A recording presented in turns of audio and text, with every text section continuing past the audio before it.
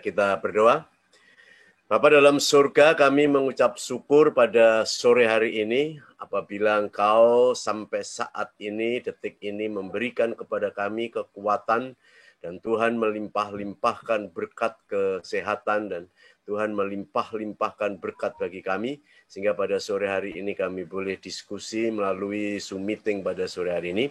Kami serahkan waktu ke depan ke dalam tangan kuasa-Mu dengan diskusi, dengan share, dengan membagi pengalaman ini akan menjadi berkat bagi banyak orang sehingga nama Tuhan dipermuliakan. Terima kasih Tuhan. Di dalam nama Tuhan Yesus Kristus kami serahkan pertemuan pada malam hari ini. Haleluya. Amin. Pak Doto ini ada subjek mau bahas tentang apa, Pak? Kita terserah Michael, bahas apa Michael? Bahasa roh gimana, Pak? Bahasa roh ya. Ini soalnya banyak sekali yang ribut itu. Soalnya kan di beberapa ibadah banyak orang bahasa roh kan ada yang bilang bahasa roh itu lebih baik sendirian, jangan di gereja gitu. Menurut Pak Doto ini, menurut Pak Daniel Sutoyo gimana? Kalau menurut saya Michael, bahasa roh itu kan komunikasi roh dengan roh. Nah, sebenarnya yang bisa berkomunikasi dengan Elohim adalah roh dengan roh kan, Michael. Nah, roh kita kan dibantu oleh Roh Kudus dengan roh kita atau Michael. Dan setelah itu ke Elohim kan gitu Michael. Nah, kalau saya itu bahasa roh itu kalau gerejanya itu memang mengizinkan ya boleh. Kalau itu tidak mengizinkan lebih baik jangan bahasa roh. Tapi kalau saya secara pribadi, kalau bahasa roh lebih baik di rumah aja. Supaya tidak ribut dan tidak batu sandungan. Tapi kita lihat situasi. Ada kata-kata yang saya masih ingat, Michael. Iya, benar. Seseorang berhasil itu bukan karena pintar dan pandai bicara. Tetapi orang yang bisa beradaptasi dimanapun tempat dalam waktu yang singkat dan cepat. Adaptasi. Menurut Michael gimana? Ya, orang kalau nggak bisa adaptasi ketinggalan nanti. Kayak di masa-masa pandemi ini kan banyak gereja-gereja ketinggalan karena nggak mau ngikutin online gitu. Jadi kalau nggak bisa adaptasi dengan zaman nggak akan pernah bisa maju hidupnya, ya nggak sih Pak? Itu dulu saya ngajari kakek saya itu Michael. Kakek saya tuh ngomong gini, orang pandai, orang pintar belum tentu berhasil. Walaupun orang itu pandai bicara atau negosiasi. Tetapi yang menentukan adalah dimanapun tempat engkau berada, engkau harus bisa beradaptasi, sosialisasi dalam waktu yang cepat, tepat, dan seketika. Itu Michael.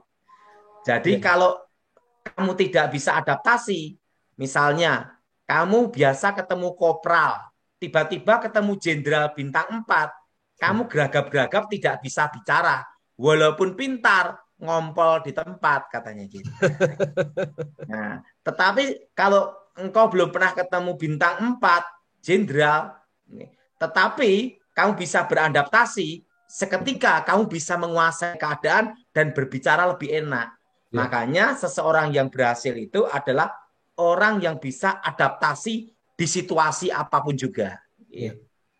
Setuju enggak, Michael? Setuju. Jadi kalau di gereja, Pak Daud, kalau di gereja tertentu pakai bahasa roh, kalau di gereja tertentu yang lain adaptasi enggak gitu ya maksudnya? Iya. Makanya saya beritahu adaptasinya gimana. Gitu aja, Michael.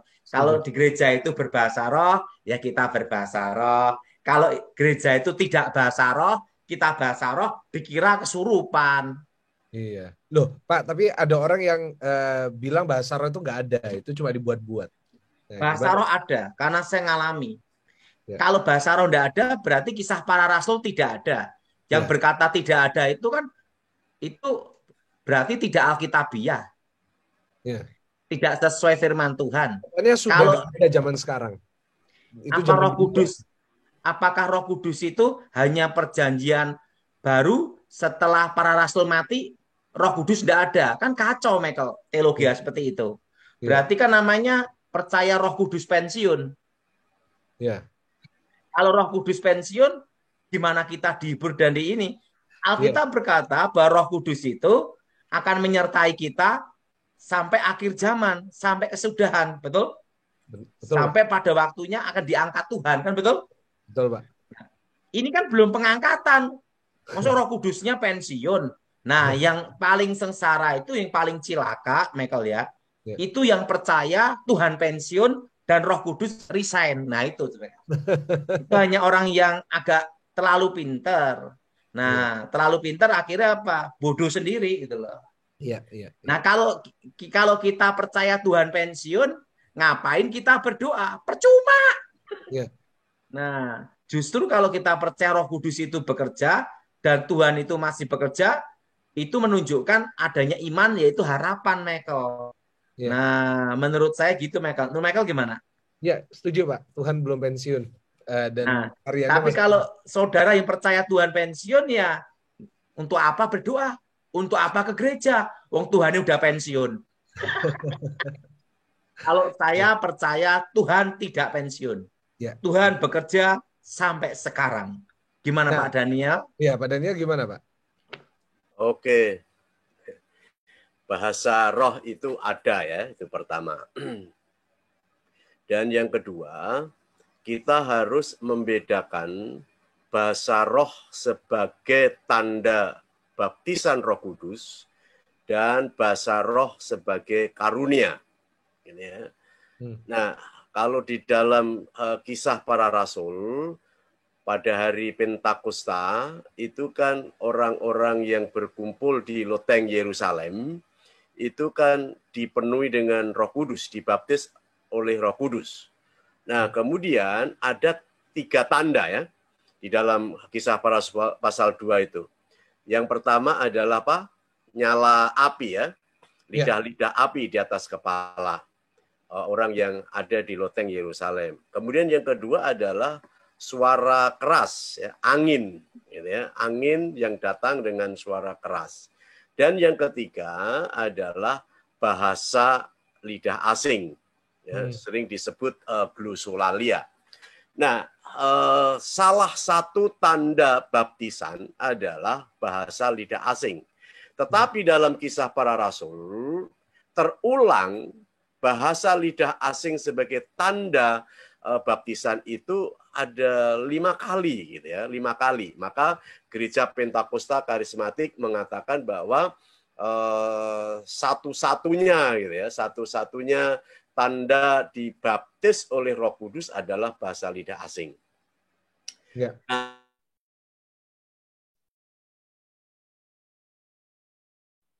Pak Daniel? Sorry, Pak Daniel? Tidak perlu diterjemahkan. Putus, Pak Daniel? Gimana? Sorry. Ya? Sorry, putus barusan.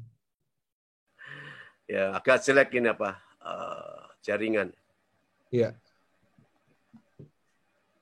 Nggak apa-apa, Pak. Lalu gimana? Oke. Ya. Bahasa lidah asing sebagai tanda baptisan ini tidak diterjemahkan, gitu ya. Karena hanya sebagai tanda secara fisik bahwa orang itu dibaptis oleh Roh Kudus, gitu ya. Maka bahasa lidah asing sebagai tanda baptisan ini hanya sekali, ya, hanya sekali terjadi. Tetapi Paulus mengatakan, hendaklah kamu penuh dengan Roh Kudus. Ya. Jadi penuh dengan Roh Kudus ini harus dijaga supaya supaya kita dapat berbuah-buah di dalam Roh Kudus. Ya. Nah, kemudian kita harus membedakan bahasa roh sebagai tanda baptisan dan sebagai karunia. Nah, karunia bahasa roh ini harus diterjemahkan. Kalau tidak diterjemahkan, hanya untuk membangun diri sendiri, membangun imannya, membangun rohaninya. Maka tadi Pak Daud, kalau mau berbahasa roh di rumah ketika berdoa, di kamar, gitu ya. Karena ini adalah membangun dirinya sendiri. Tetapi Paulus mengatakan, kalau kita ada di dalam persekutuan, di dalam pertemuan ibadah, maka bahasa roh itu fungsinya untuk membangun yang lain, untuk menasehati, untuk meneguhkan dan menguatkan iman mereka. Maka di dalam bahasa roh sebagai karunia harus diterjemahkan. Maka Paulus juga mengatakan lebih baik satu kata yang dapat dimengerti daripada 5.000 kata yang tidak dimengerti. Maka di dalam persekutuan lebih penting adalah kita ini menasehati, menghibur, dan membangun iman teman-teman kita, iman gereja. Maka harus dibedakan. Harus dibedakan. Nah, kemudian berikutnya banyak orang yang kacau ya untuk membedakan bahasa roh di Kisah Rasul dengan bahasa roh menurut Paulus. Bahasa roh di dalam Kisah Rasul atau Injil Lukas itu kaitannya dengan penginjilan, dengan misiologi. Kisah para Rasul itu, Pak. Ya, Kisah Rasul. Maka bahasa roh itu bisa dimengerti, gitu ya. Maka ketika murid-murid Yesus itu yang ada di loteng Yerusalem kemudian berbahasa roh, orang-orang yang datang mengikuti hari raya Pentakosta mengerti bahasa yang disampaikan oleh murid-murid itu. Ya. Maka bahasa roh yang ada di dalam Kisah Rasul maupun Lukas itu tujuannya untuk memberitakan Injil. Mungkin pada saat, contoh saja gitu ya, mungkin pada saat Pak Dautoni memberitakan Injil ke Kalimantan, kemudian masuk ke pelosok gitu ya, Tuhan akan beri gitu ya bahasa lidah asing. Nah, bahasa lidah asing di situ menggunakan bahasa Dayak gitu ya, sehingga orang-orang yang akan menerima Injil itu mengerti apa yang akan disampaikan oleh Pak Dautoni gitu ya. Tetapi Pak Dautoni pernah ngalamin itu, Pak? Yang ngobrol bahasa lain itu. Mohon maaf Pak Daniel, mungkin diselingin kesaksiannya.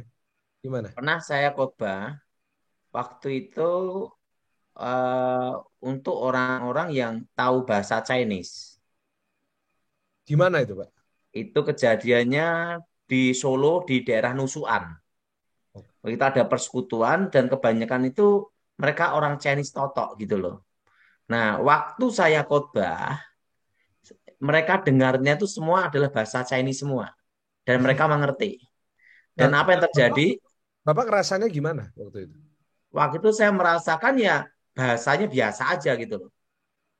Tapi mereka dengarnya itu bahasa Chinese, bahkan yang dengar itu langsung bertobat masuk Kristen semua.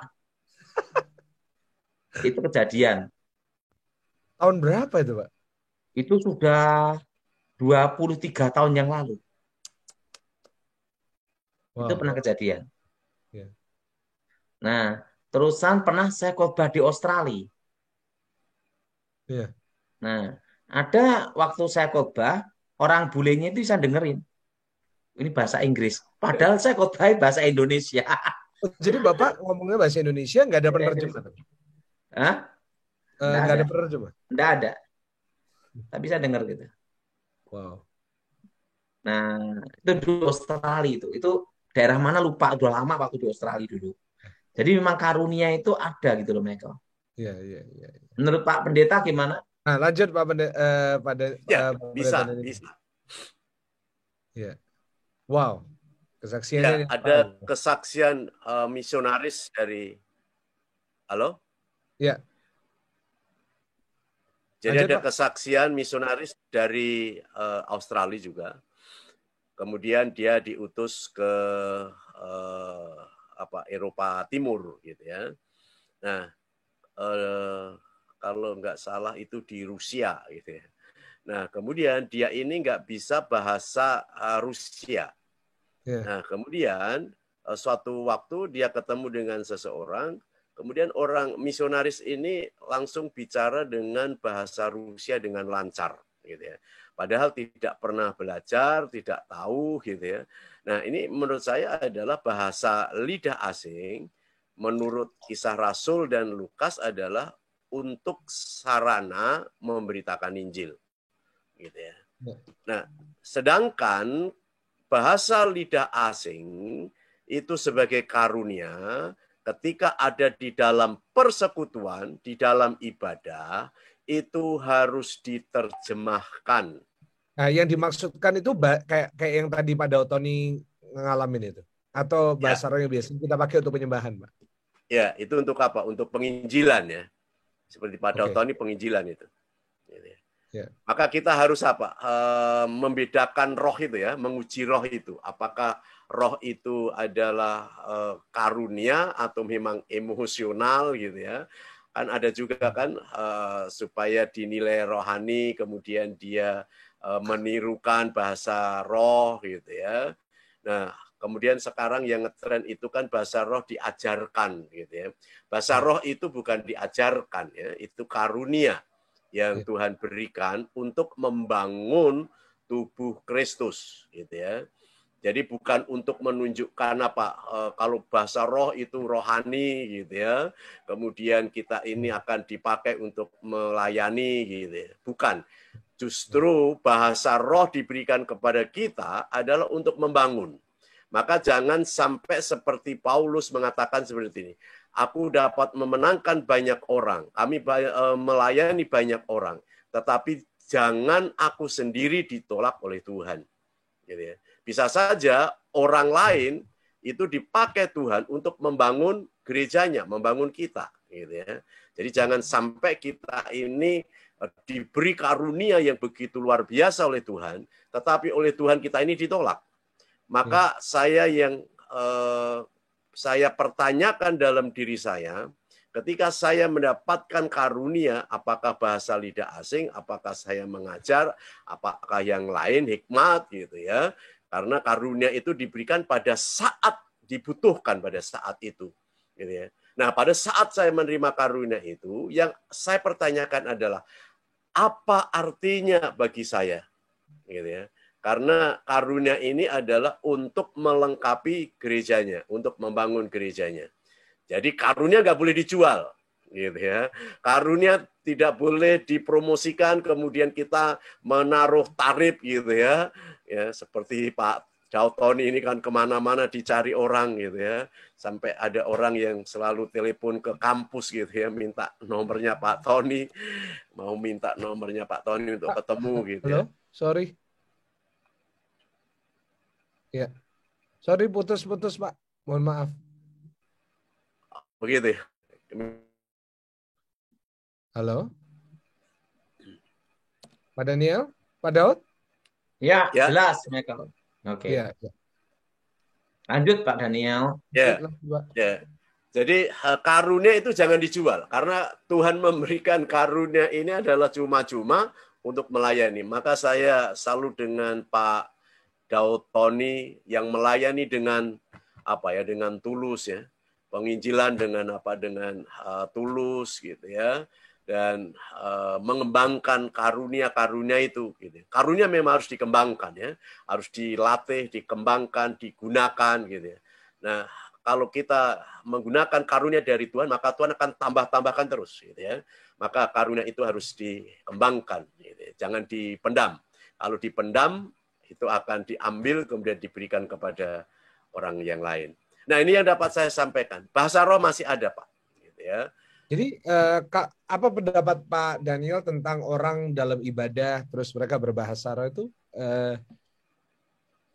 Menurut Pak Daniel gimana? Ya, boleh-boleh saja. Tetapi manfaatnya terbatas, Pak.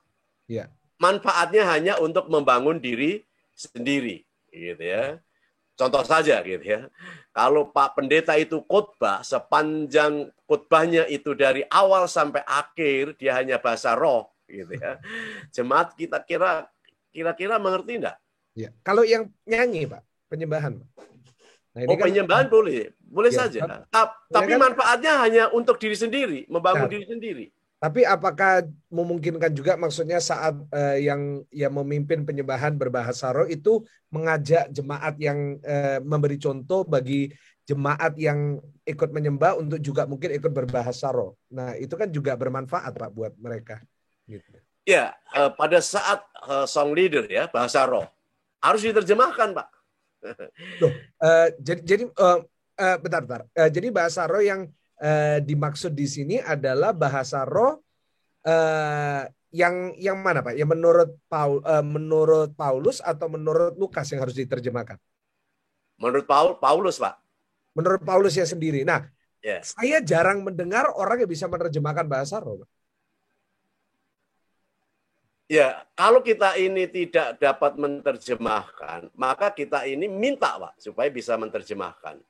Karena begini, Pak, bahasa roh itu bermanfaat bagi gerejanya apabila diterjemahkan. Kalau tidak diterjemahkan, itu hanya untuk membangun dirinya sendiri. Iya. Nah, boleh-boleh saja pemimpin pujian berbahasa roh, gitu. Boleh saja. Tetapi hanya untuk dirinya sendiri kalau tidak diterjemahkan. Iya. Bapak pernah ikut ibadah di mana bahasa roh diterjemahkan? Oh, banyak, sering. Dan biasanya pada saat penyembahan, gitu ya, pada saat itu, ketika itu tenang. Nah, kemudian muncullah seseorang yang berbahasa roh, gitu ya. Nah, kemudian setelah selesai dengan bahasa roh, maka orang lain itu menerjemahkan, gitu ya. Nah, kemudian terjemahannya ini adalah membuat orang yang ikut ibadah itu menjadi damai, menjadi sejahtera, gitu ya. Nah, kalau tidak ada yang bisa menerjemahkan, maka orang yang berbahasa roh itu minta supaya Tuhan memberikan karunia menerjemahkan. Sehingga menjadi apa? Menjadi berkat orang-orang yang di sekitar. Karena bahasa roh itu tujuannya adalah untuk membangun jemaat. Ya. Kalau tidak, hanya untuk dirinya sendiri, gitu ya. Maka pada saat kita ini ibadah menyembah, kemudian bahasa roh, hanya untuk membangun diri sendiri. Gitu ya. Kita lebih erat dengan Tuhan, kita tahu kehendak Tuhan, kita mengerti apa yang Tuhan maksudkan gitu.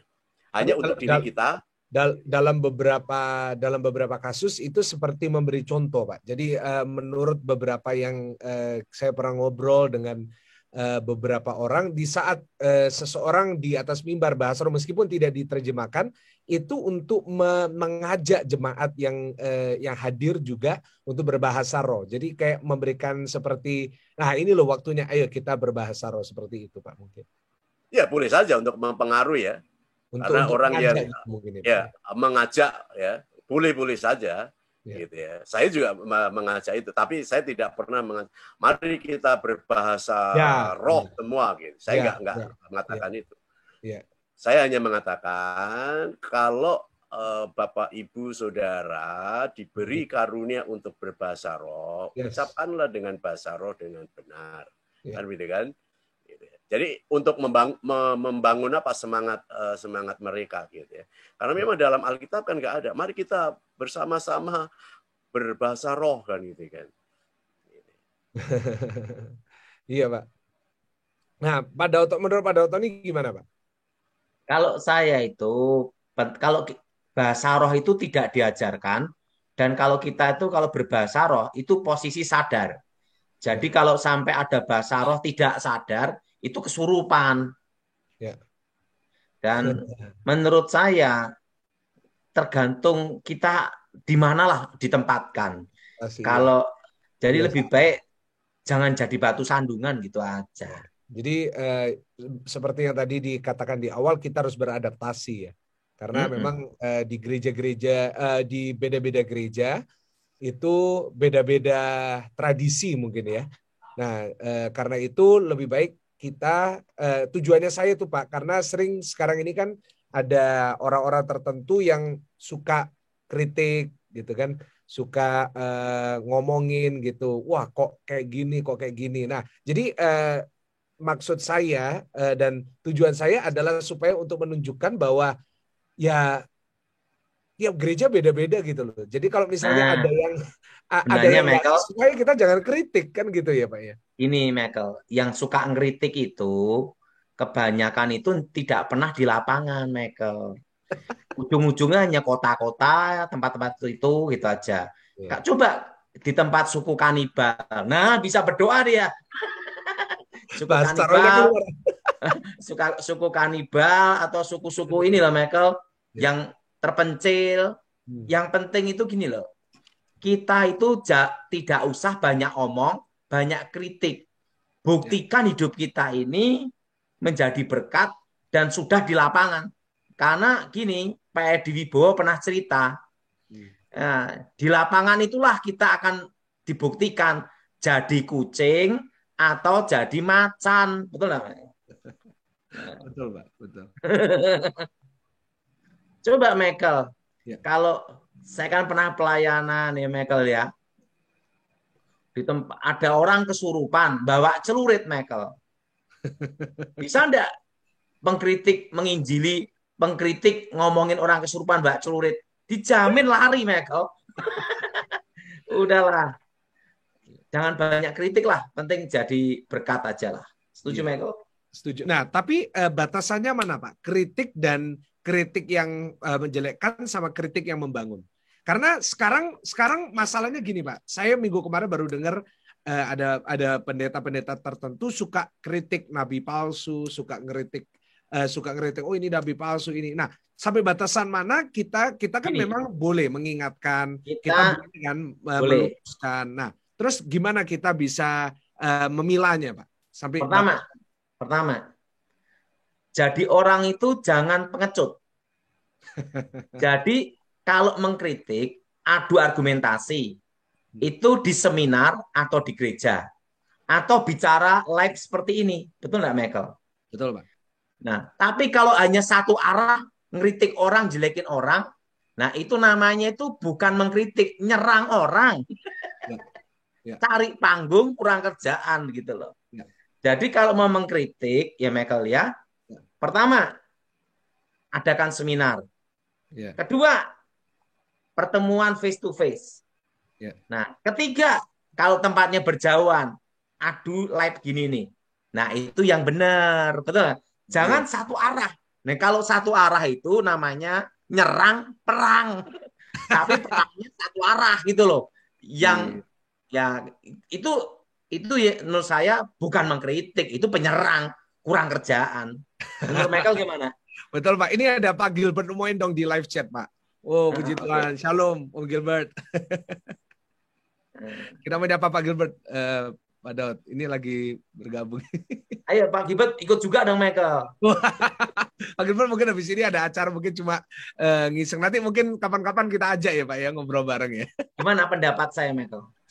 Saya sangat setuju sekali. Kalau memang kita mau kritik, lebih baik kita langsung ngomong dengan kasih gitu ya, daripada kita di panggung yang diberikan kepada kita ngomongin orang. Nah, tapi kadang-kadang ada orang ngomonginnya itu nggak langsung menuju ke orang tertentu, tapi kayak wah kayak nyindir gitu loh Pak. Nah, menurut Pak Daniel, menurut Pak Daud gimana? Itu menggunakan bahasa politik. Kenapa enggak jadi politik sekalian, betul enggak? Kalau menurut saya, Michael, ini pengalaman saya, Michael ya. Iya. Soalnya kalau mau dibilang pendeta yang sering dikritik, seringkali banyak pendeta-pendeta terkenal itu malah yang sering dikritik. Nah, yang nggak terlalu terkenal nggak pernah dikritik. Nah, itu kenapa, Pak? Itu cari panggung. Iya. Saya aja kan juga pernah, padahal ngomong sama Michael, bicaranya bukan tentang seseorang, tentang suatu channel yang banyak nyerang orang. Michael kan ngomong sendiri di Instagram, betul nggak Michael? Betul Pak. Betul. Tapi tiba-tiba orangnya marah-marah nyebut nama saya, wong saya nggak ada urusan sama dia. Kenal dia aja tidak pernah, ketemu juga tidak pernah. Apalagi ngomongin dia. Iya. Padahal waktu itu kan saya ngomong sama Michael baru curhat sama saya. Papinya Michael dikritik, betul Michael? Ya. Nah, tiba-tiba muncul orang lain kan bingung saya. Siapa orang? Menurut Michael gimana? Ya, jadi soalnya ini lagi jadi tren, Pak, menurut saya. Jadi di online ini jadi panggung saling jelekin orang. Nah, karena itu tadi saya mulai dengan membahas bahasa roh, karena sukanya banyak orang yang kritik-kritik gitu loh. Oh, ini ngapain gereja kok bahasa roh kan? Jadi saya mau menjelaskan dan saya mau minta pendapat. Nah, menurut Pak Daniel Sutoyo gimana kan? Pak Daniel Sutoyo kan intelektual, maksudnya yang di bagian akademis gitu loh. Kan kita diajar apologetika kita harus membela kebenarannya, kita nggak boleh malu meskipun dibilang orang tukang kritik, tapi kita harus tetap maju. Nah, menurut Pak Daniel Sutoyo sebagai doktor teologi yang mengerti, saya yakin mengerti apologetika, menurut Pak Daniel Sutoyo gimana? Oke, kritik itu kan ada dua ya, kritik yang membangun gitu ya, dan kritik yang menjatuhkan. Gitu ya. Nah, kalau kritik yang membangun itu biasanya adalah berasal dari teman, orang yang dewasa rohani, gitu ya. Kemudian menyampaikannya dengan sopan, dengan kasih, gitu ya. Itu adalah kritik yang membangun. Tetapi ada juga kritik yang sifatnya menjatuhkan, ya, merusak. Ya. Nah, biasanya orang yang orang yang kritik merusak ini, destruktif gitu ya, itu adalah orang yang iri mungkin ya, orang yang iri, kemudian dia adalah oposisi gitu ya, mungkin orang yang dikritik biasanya adalah orang yang lebih terkenal gitu ya. Tadi Pak Daud mengatakan cari panggung katanya gitu ya. Nah, menurut saya kita sebagai orang yang punya pendirian gitu ya, ya kritik silahkan kritik gitu ya, karena kritik itu adalah supaya kita ini lebih baik kan gitu ya.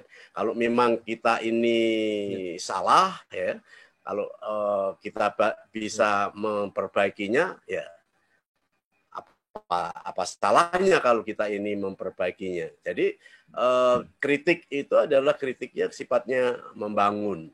Nah, kemudian kita ini saling mengkritik karena memang berbeda berbeda aliran, berbeda pendapat, berbeda teologi gitu ya. Itu sudah biasa gitu ya. Orang Protestan mengkritik orang Pentakosta, ibadah kok ramai dan seterusnya gitu ya. Tapi orang Pentakosta mengkritik orang Protestan, ibadah kok sunyi senyap gitu ya. Ya, itu harus kita pahami karena apa? Karena ya pandangannya begitu gitu ya, doktrinnya begitu gitu ya. Maka saya lebih setuju antara satu dengan yang lainnya. Kalau masalah doktrin kita tidak usahlah untuk mencampuri gitu ya, mencampuri doktrin orang lain gitu ya. Mungkin hal yang perlu kita satukan adalah gerakan kita, gitu ya. Gerakan misi, gerakan sosial atau gerakan kemanusiaan. Mari kita bergandeng tangan. Baik itu yang berbahasa roh dan yang tidak berbahasa roh. Baik mereka yang bertepuk tangan atau tidak tepuk tangan ketika memuji Tuhan. Mari kita bergandeng tangan untuk proyek kemanusiaan seperti saat ini gitu ya. Kan banyak orang yang terpapar positif corona gitu ya. Kemudian mereka yang sulit makan gitu ya. Mari kita bersama-sama untuk bekerja untuk kemanusiaan ini gitu ya. Jadi menurut saya kritik secara teologis itu ya akan mengakibatkan orang itu sakit hati. Gitu ya, akan perpecahan gitu ya terjadi itu karena apa? Karena saling mengkritik gitu ya. Maka lebih baik kita memahami, contoh saja saya memahami Pak Michael Gunawan, saya juga memahami Pak Pendeta Daud Tony, saya memahami orang lain gitu ya. Gitu ya. Maka mungkin lebih baik begitu supaya kita ini menjadi berkat. Kalau kita ini saling mengkritik itu enggak ada manfaatnya gitu ya. Kalau kita ini menang kritik, peribahasa mengatakan apa? yang menang jadi arang, yang kalah menjadi abu. Nggak ada artinya kan gitu ya. Tapi kalau kita ini saling mengerti gitu ya, saling memahami gitu ya, saya kira lebih baik ya. Ya. Itu Pak pandangan saya tentang apa Michael? tentang kritik. Ya. Michael. Ya. Kalau saya bukan pendeta, Michael, bukan, saya tidak ada pendetanya. Karena apa? Tidak ada mentasbiskannya dan bukan pendeta. Saya hanya penyampai Injil ya. Injil aja. Kalau pendeta kan ditasbiskan. Nanti kalau saya ditanya, kapan dilantiknya, kapan ditasbiskannya, saya yang pusing, Michael. Kalau saya terus terang, bukan pendeta, Michael. Ya, penginjil ya Pak ya. Ya, pemberita kabar baik aja lah. Nah, itu. Bukan kabar pusing. Kabar baiknya aja. Oke. Mantap, luar biasa. Nah, tapi ada yang bilang gini. Nah, saya ini mulai seru ini, Pak. Di sini kita tanya jawab. Ada yang bilang gini.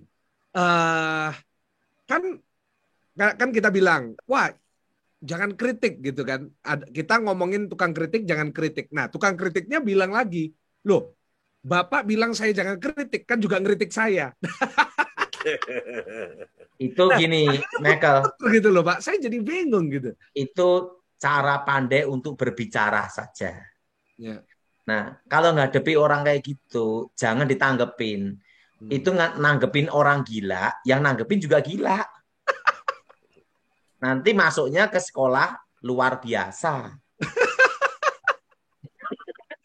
Iya. Menurut Pak Daniel gimana? Kan soalnya kita tuh sering dengarnya memakai bendera apologetika. Nah, sampai di batas mana Pak apologetika? Sampai di mana itu kita benar-benar memang sirik aja gitu loh Pak. Mungkin singkat aja penjelasannya gimana Pak? Ya, apologetika itu ada dasarnya Pak ya. Jadi dasarnya adalah kalau kita ini berapologet itu kan ada dasar kebenarannya gitu ya. Maka pada saat kita ini mengkritik gitu. Sebenarnya kalau apologet itu bukan mengkritik ya. Kita mendebat sebenarnya. Mendebat. Kemudian perdebatan kita ini ada dasarnya. Contoh, Yesus Kristus adalah juru selamat gitu ya. Nah, dasarnya apa? Yesus itu juru selamat gitu ya. Nah, itu namanya apologetik. Tetapi kalau kritik itu kan kalau kritik menyerang atau kritik yang menjatuhkan atau kritik yang menghancurkan itu kan hanya ngomong saja, hanya mengatakan tidak ada bukti gitu ya, tidak ada bukti, kemudian tidak ada alasan gitu ya. Jadi asal kalau bahasa Jawa itu asal jeplak gitu ya. Nah, asal jeplak gitu ya. Itu adalah kritik yang yang menghancurkan gitu ya. Yeah. Jadi kalau kita ini mengkritik adalah ya kritiknya membangun karena hidup kita ini kan berdasih gitu ya. Kalau kita salah gitu ya. Yeah. Ya, kemudian kita sampaikan gitu ya. Itu namanya kritik yang membangun gitu ya. Jadi berbeda dengan apologet, Pak ya. Apologet itu adalah kita ini berdebat dengan dasar tertentu dengan alasan yang benar gitu ya. Dengan data-data yang real, data-data berdasarkan fakta kan begitu. Itu namanya berapologet gitu ya. Oke. Nah, jadi kita teman-teman hari ini kita udah belajar bahasa roh itu ada dua, yang dimaksud sama Lukas sama Paulus. Kalau yang dimaksud sama Paulus itu membangun diri kita yang biasa kita dengar dalam ibadah. Tapi yang dimaksud sama Lukas itu yang dipakai untuk menginjil seperti Pak Dautoni. Pak Dautoni kan pernah khotbah bahasa Chinese, padahal enggak. Nah, itu bahasa roh. Nah, jadi kita nggak perlu kritik tergantung adaptasi di gereja mana. Kalau kita dari gereja yang nggak pernah bahasa roh, ya nggak perlu jelekin gereja yang nggak bahasa roh. Dan yang gereja bahasa roh, kita nggak perlu ngeritik gereja yang nggak bahasa roh gitu. Karena nggak ada gunanya. Michael, kita satu misi gitu ya. Michael. Ya, Pak. Makanya kan dari kecil saya diajari itu, Michael. Ya, orang pandai, orang yang hebat, negosiasi apapun, tidak menentukan jaminan dia berhasil. Hanya orang yang berhasil adalah orang yang bisa beradaptasi dimanapun tempat dia berada. Setuju nggak, Michael? Setuju, Pak. Jadi yang penting itu kita adaptasinya gimana lah. Gitu. Oke, Pak. Oke.